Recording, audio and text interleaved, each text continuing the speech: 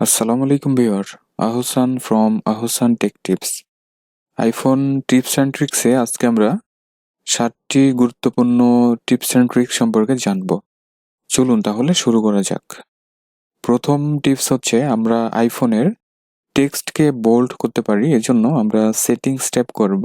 দেন আমরা একটু স্ক্রল করে নিচের দিকে আসার পরে ডিসপ্লে অ্যান্ড ব্রাইটনেস আমরা দেখতে পাচ্ছি, জাস্ট এটিকে ট্যাপ করব। এরপরে একটু স্ক্রল করে আমরা নিচের দিকে যাচ্ছি।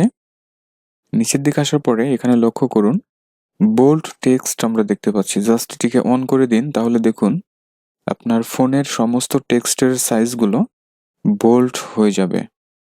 টিপস নাম্বার টু হচ্ছে আইফোনে কল ওয়েটিং সার্ভিস আপনি কিভাবে চালু করবেন। এজন্য আমরা ফিরে যাচ্ছি আবারও সেটিংসে আসার পরে আমরা স্ক্রল করে নিচের দিকে যাচ্ছি। নিচের দিকে আসার পরে আমরা ফোন দেখতে পাচ্ছি, জাস্ট এই ফোনে ট্যাপ করব। এরপরে আমরা নিচেই দেখতে পাচ্ছি কল ওয়েটিং আছে, জাস্ট এখানে আমরা ট্যাপ করব। এরপরে লক্ষ্য করুন এখানে কল ওয়েটিং সার্ভিস দেখতে পাচ্ছি, টগল বাটনটি আমার অফ করা আছে, আপনারা অন করে রাখবেন, তাহলে কল ওয়েটিং সার্ভিসটি চালু হয়ে যাবে। টিপস নাম্বার 3 হচ্ছে আমরা যদি চাই নির্দিষ্ট কোনো কোনটাকে ভাইব্রেশন সেট করতে পারি, অর্থাৎ কাস্টম ভাইব্রেশন আমরা সেট করতে পারবো। এজন্য আমরা চলে যাচ্ছি আমাদের ফোন কন্টাক্টে আসার পরে আমরা উপরে দেখতে পাচ্ছি এখানে এডিট আছে, জাস্ট এই এডিটে ট্যাপ করব। এর পরবর্তীতে আমরা স্ক্রল করে নিচের দিকে যাচ্ছি। নিচের দিকে আসার পরে দেখুন এখানে রিংটোন ডিফল্ট করা আছে, জাস্ট এখানে ট্যাপ করতে হবে। এরপরে দেখুন ভাইব্রেশন এখানে ডিফল্ট করা আছে, জাস্ট আমরা এখানে ট্যাপ করব। দেন আমরা নিচের দিকে যাচ্ছি। এখানে কিন্তু ডিফল্ট অনেকগুলো ভাইব্রেশন আছে, চাইলে এগুলো আমরা ইউজ করতে পারবো। আর আপনি যদি কাস্টমভাবে কোনো ভাইব্রেশন তৈরি করতে চান, সেক্ষেত্রে ক্রিয়েট নিউ ভাইব্রেশন আমরা দেখতে পাচ্ছি, জাস্ট এখানে ট্যাপ করতে হবে। এরপরে মাঝখানে আপনি ট্যাপ করুন, আপনার ভাইব্রেশন কিন্তু হয়ে যাচ্ছে। এরপরে স্টপ করতে হবে, দেন প্লে করুন, দেন সেভ করুন, তাহলে এটি সেট হয়ে যাবে। আমরা আইফোনে কন্ট্রোল সেন্টার সবাই ব্যবহার করি, কিন্তু এই কন্ট্রোল সেন্টারের কিছু কাস্টমাইজেশন আছে যা আমরা অনেকে জানি না। তো আইফোনে কন্ট্রোল সেন্টারের কাস্টমাইজেশনের জন্য আমরা সিম্পলি সেটিংস ট্যাপ করব। এর পরবর্তীতে আমরা স্ক্রল করে নিচের দিকে যাচ্ছি। নিচের দিকে আসার পরে এখানে দেখুন কন্ট্রোল সেন্টার দেখা যাচ্ছে, জাস্ট এখানে ট্যাপ করতে হবে। এরপরে কাস্টমাইজ কন্ট্রোল সেন্টার আমরা দেখতে পাচ্ছি, এখানে ট্যাপ করতে হবে। দেন আপনি যদি চান যে এখান থেকে কোনো অ্যাপসকে আপনি রিমুভ করবেন, সেটি আপনি করতে পারবেন। বাম পাশে দেখুন একটি রেড সার্কেলের মাইনাস আইকন আমরা দেখতে পাচ্ছি, জাস্ট এখানে ট্যাপ করতে হবে, তাহলে রিমুভ নামের একটা অপশন কিন্তু আমরা পেয়ে যাচ্ছি। আবার আপনি যদি চান কোনো অ্যাপসকে উপরে নিচে রাখা দরকার, জাস্ট সেটিকে এই যে ডান দিকে যে 3 লাইন একটি বার আমরা দেখতে পাচ্ছি, এখানে ট্যাপ করুন, তাহলে উপরে নিচে সব জায়গায় কিন্তু এটি নিয়ে সেট করা যাবে।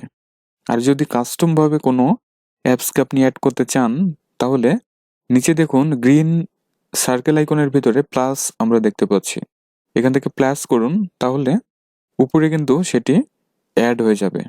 ঠিক আছে, আমরা আমাদের আইফোনগুলোতে ফিঙ্গারপ্রিন্ট ইউজ করি। তো আমাদের ফোন যখন লক থাকে, আমরা হোম বাটনে লং প্রেস করে অনেক সময় আমাদের ফোনকে আনলক করি। তো আপনি যদি চান যে এখানে শুধু টাচ করার সাথে সাথে আনলক হয়ে যাবে, সেটি কিন্তু আপনি করতে পারেন। এর জন্য যেতে হবে আমাদের সেটিংস থেকে আমরা অ্যাক্সেসিবিলিটি খুঁজে বের করব। তো আমরা অ্যাক্সেসিবিলিটি পেয়ে যাচ্ছি, এখানে ট্যাপ করতে হবে। এরপরে আমরা হোম বাটন খুঁজে বের করব। নিচের দিকে আসার পরে আমরা হোম বাটন পেয়ে যাচ্ছি, এখানে ট্যাপ করতে হবে।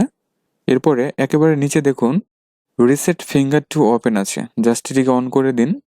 এরপরে আপনি নিজেই বুঝতে পারবেন যে হোম বাটনে কি পরিবর্তন এসে গেল।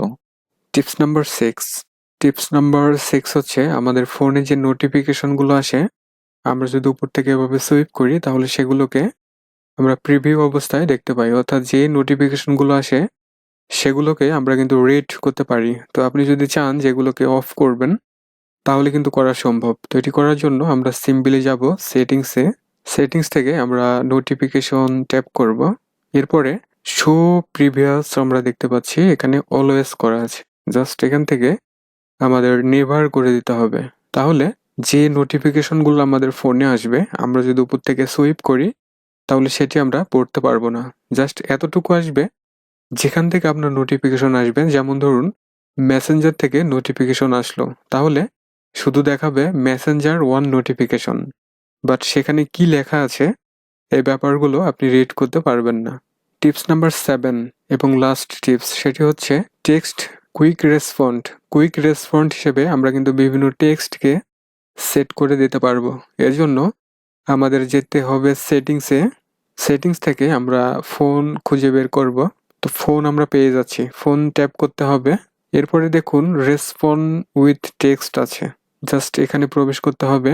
এরপরে এখানে কিন্তু কাস্টম ভাবে আপনি টেক্সটগুলো লিখে রাখতে পারবেন, যেগুলো কুইক রেসপন্ড হিসেবে আপনি ইউজ করতে পারবেন। তাহলে ভিউয়ার, এই ছিল আজকে আইফোনের 7টি tips and tricks. I hope এগুলো আমাদের সবারই কাজে আসবে। ভিডিওটি ভালো লাগলে লাইক, কমেন্ট এবং শেয়ার করবেন। যারা চ্যানেলটিকে এখনও সাবস্ক্রাইব করেন নাই, প্লিজ সাবস্ক্রাইব করে সাথেই থাকবেন। সবাই ভালো থাকুন, সুস্থ থাকুন। Thanks for watching.